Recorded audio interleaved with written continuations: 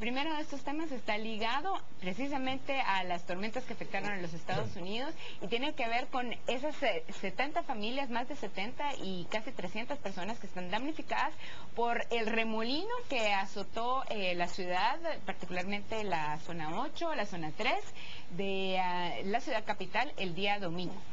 Yo voy a comentar algo que comenté en Twitter el domingo, la necesidad que hay todavía de los medios tradicionales de comunicación, porque con todo esto de las redes sociales, qué fácil es engañar a la gente con fotos que ni siquiera eran de aquí. ¿Se acuerdan ustedes que empezaron a circular fotografías que yo creo que eran de Venezuela, dijeron al final, donde había... Eran falsamente venezolanas. De un huracán, y no eran de acá.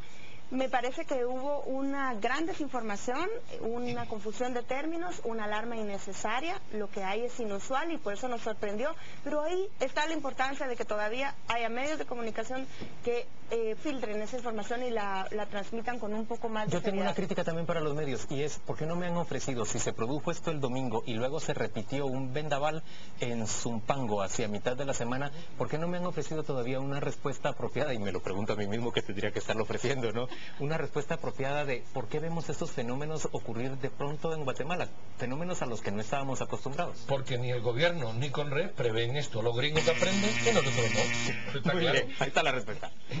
La siguiente noticia tiene que ver con el libro sagrado de los quichés. El Popol Vuh ha sido reconocido como patrimonio cultural intangible de la nación. El Popol Vuh, todos lo sabemos, es el libro sagrado de los quichés. Su primera traducción y transcripción fue realizada por un dominico, Fray Francisco Jiménez, que era párroco de Chichicastenango en el siglo XVIII. A mí esa me parece una historia fascinante en la larga historia nacional, esa de un dominico, un cura dominico que se encuentra con este texto que es francamente maravilloso. Tengo en mi mesa de noche, a medias de leer, la última traducción que se ha hecho, la que hizo el señor Sam Colop, que en paz descanse.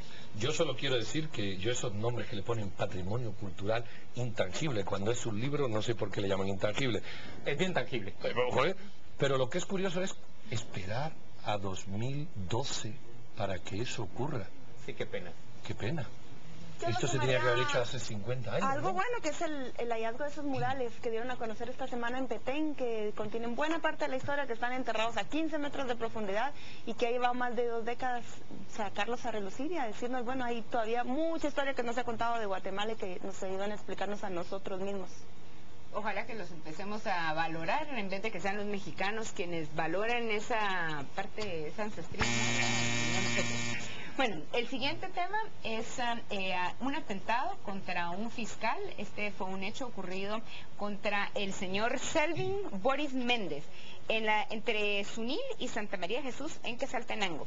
La semana pasada hay que recalcar que hubo otro atentado contra otra fiscal, la señora Hilda Aguilar, la fiscal de Huehuetenango. Yo en este tema solo puedo decir que lo único que cabe es una investigación completa para dar con los responsables de atentados de este tipo. Los, ¿cómo se dice? Los actores de justicia, los promotores de justicia en nuestro país simple y sencillamente tienen que gozar de la protección del Estado. Yo comparto esa idea. Incluso uno de los fiscales hacía acusaciones con algunos grupos en particular. Hay que entrarle a los violentos, sean de donde sea y vengan de donde venga, y prestar atención precisamente a los operadores de justicia. Un operador de justicia que se ve amenazado y no puede, precisamente hay una repercusión negativa en la libertad. Así que mi condena y apuntes a la investigación. Me llamó la atención que la Fiscalía General hablara de 3 hechos que han atentado contra la seguridad de fiscales en este año. No sé cuál es el tercero, pero si lo sumas a lo del año pasado, que fue quizás el más horrendo, cuando mataron al fiscal de Cobán, te da la pauta para decir, bueno, aquí no hay una situación controlada para darle seguridad a ellos. Seguro que no. Lo que tampoco está controlado es la violencia que se ha desatado en contra de los menores, los niños de Guatemala. Tenemos el caso terrible de una banda de secuestradores que fue detenida. Estaba compuesta por 4 menores de edad, dirigida por 2 mujeres adultas. Ustedes ahí las ven, una tiene 24 y la otra 34 años. Pero estos eran, los operadores eran prácticamente niños, menores ellos, y además secuestraron a otra niña, una niña de 3 años que fue plagiada en El Progreso y fue retenida en Salamá. Bueno, esto viene a decir que las bandas delincuentes no son de género, los problemas no son de género, los problemas son de delincuencia. Entonces, cuando se ve una banda, 4 menores, a mí me llamó esta noticia mucho la atención, 4 menores y 2 mujeres, yo creo que habría que analizar si vamos en la vía correcta con estas discusiones y nos perdemos en la periferia o realmente le entramos al fondo. Estos son delincuentes. Y ahora, con unos menores, ¿qué haces? ¿Qué haces? Dina comentaba fuera del aire que pareciera como un repunte que hay de niños víctimas. Otra niña que apareció muerta, que fue secuestrada y golpeada, matada a golpes, fue hecho esta semana. Y también esta semana a mí me llamó la atención que hubo muchas mujeres detenidas por supuestamente ser cobradoras de extorsiones. Coincido con Pedro, no es problema de si son niños o son mujeres, es que utilizan todo cuanto sea posible para operar diferentes estructuras de cobro de extorsiones, de secuestros, de asaltos. Solo digo una cosa, que con su presencia en Guatemala, la relatora para delitos en contra de niñez, se refiere sobre todo a delitos de trata, delitos sexuales, explotación, hablaba de la falta de coordinación de las entidades guatemaltecas, de las instituciones guatemaltecas. Yo creo que tiene mucha razón, es un delito, un tipo de delitos a los que hay que darle prioridad. Valía la pena el comentario, por eso noticia. Sí.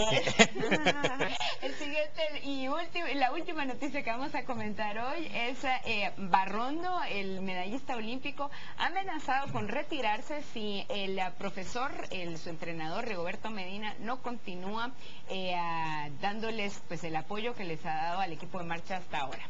Yo entiendo que el profesor Medina está peleando por un incremento salarial bastante considerable. Él ganaba algo así como 57,000 quetzales durante los últimos meses antes de ir a las Olimpiadas, y ahorita estaría peleando, estos no son datos oficiales, yo tengo entendido que está buscando cerca de $25,000 al mes por seguir siendo el entrenador del equipo de marcha. Pero estamos hablando de un país como Guatemala, en donde el entrenador de la selección nacional de fútbol, que no le pega precisamente a la pelota para meterla en el marco, contrario digo, gana $40,000 al mes. Bueno, ese es el punto. ¿Podemos un país pagar con fondos públicos, pagar estos salarios, que a lo mejor se los merecen, pero el país tiene un contexto económico, cuando la gente muere de hambre?